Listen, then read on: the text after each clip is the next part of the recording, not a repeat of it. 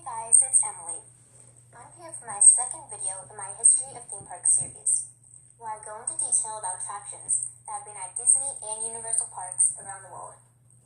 I have a new video in this series every other Friday. Today I'm doing a Universal fan favorite, and one that I know I would have enjoyed if I had the opportunity to ride it. This is the history of Back to the Future, the ride. Universal Studios Florida had plans to be built from the mid-1980s. Plans had almost fell through, until a creative consultant, Steven Spielberg, went on his friend George Lucas's new Star Wars ride in Disney. Lucas bet Spielberg, but Universal couldn't make a ride like it. That's when Spielberg proposed to Universal a Back to the Future ride. With this suggestion, the idea for an Orlando theme park was back in business. The original concept for the Back to the Future ride was not what it eventually turned out to be. It was going to be a roller coaster, but it was thought to be too difficult to understand the story. It eventually became a simulator attraction. There was a dome-shaped 80-foot Omnimax screen that guests would view the film on. Boss Film Studios would originally make the film. After Universal and Boss Film had issues, Doug Trumbull made the film. With the use of scale mini sets, it was set on a 70mm film. Universal wanted there to be 12 cars, which would each hold 8 guests. There would be 3 rows, or 3 tiers, with 4 vehicles, which looked like DeLoreans, on it. With 2 domes to show the film, there would be 24 cars in total. That way, if one side of the attraction broke down, the other could still operate, meaning there was very little chance of the ride closing down completely. The versions of the ride in Hollywood and Orlando wanted to open at the same time. Unfortunately, there were problems in Hollywood because of foundation issues.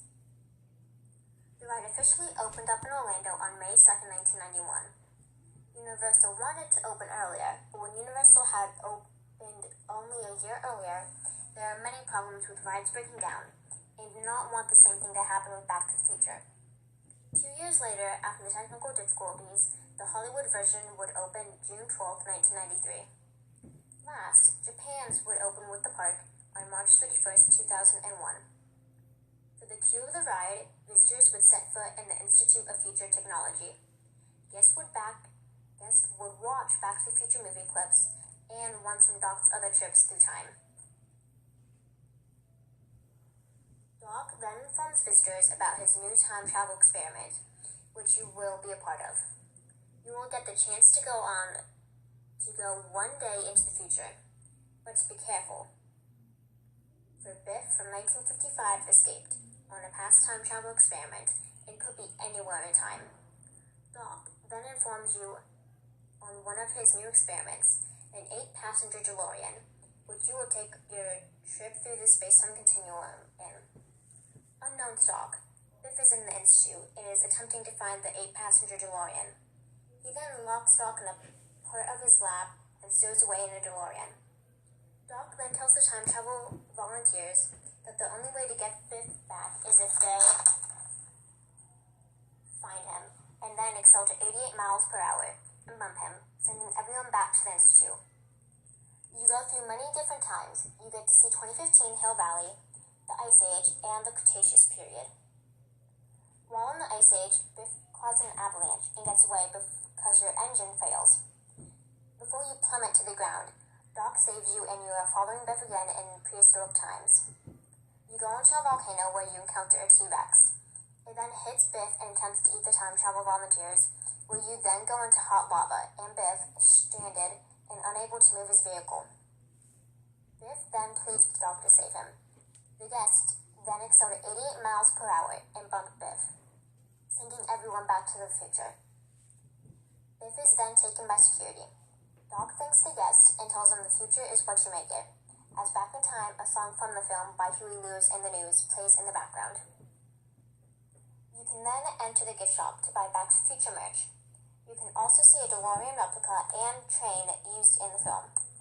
The ride was a success, and over the summer attendance at Universal went up because of the ride.